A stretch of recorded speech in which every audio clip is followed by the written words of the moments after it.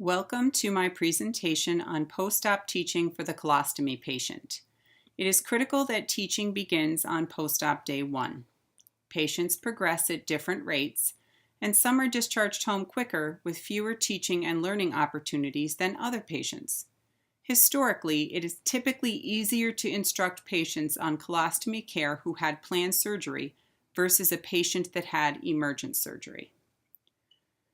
Patients that wake up from surgery with an unexpected colostomy are usually much less receptive to teaching and are harder to engage. Referrals to a WOCN or psychologist can assist with patient acceptance. Nurses need to persevere and take every opportunity to include the patient in the instruction and not just complete the task for them because they are emotionally distraught. This can lead to discharge quickly approaching and the patient having had only one teach under their belt. A different strategy could be, "I see that you are upset. I will come back in an hour and we will change your appliance together." It is important that all nurses on the unit are attempting that same strategy. Here are some recommended steps for changing a two-piece pouching system. Instruct patients on the importance of gathering their supplies before an appliance change. That way, anything they need will be at their fingertips. Patients will need a stoma sizing guide, pen, scissors with curved blade, a cut-to-fit skin barrier, pouch, disposal bag for used pouch, water, paper towels, and any needed accessories such as a powder, Ekin ring, paste, or belt. Remind them that pouch changes are best completed in the morning prior to eating or drinking. Notify patients that they should measure their stoma with every appliance change for at least the first 4 to 6 weeks after surgery or until the size stops changing. To do this, they must remove the old pouch by first pulling skin barrier downward and gently pushing away from the barrier and dispose of in bag.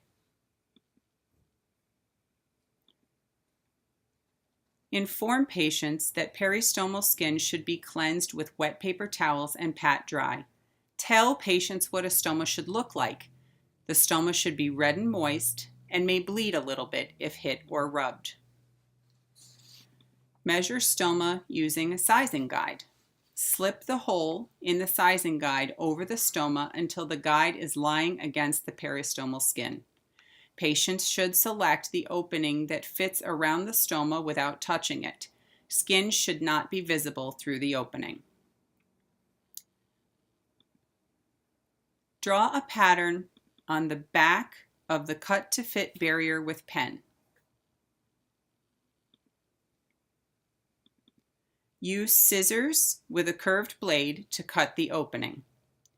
Once the opening has been cut, guide the patient to smooth out the edge of the opening with their finger, as it may be uneven from the process of cutting and may potentially cause irritation to their stoma. Tell the patient to remove the backing from the skin barrier, but leave the backing on the border tape intact. Patients should make sure that pouch is closed or clamped at this point. Skin barrier should be centered over the stoma and then pressed down gently onto skin to ensure that it is in contact. Flanges on the pouch and barrier should be attached at the bottom portion, or at 6 o'clock first, and then pressed gradually around the flange until reaching the top, or 12 o'clock. Patients may be fearful that they are not securing the pouch and flange correctly. Assure them that audible clicking noises as they press down will confirm that they are doing it correctly. No more clicking noises indicates that the pouch is secured. Advise patients to press and hold the appliance against their skin for about a minute, as pressure and heat trigger the adhesive. Having a process in place that all staff can follow guides continuity in teaching from nurse to nurse.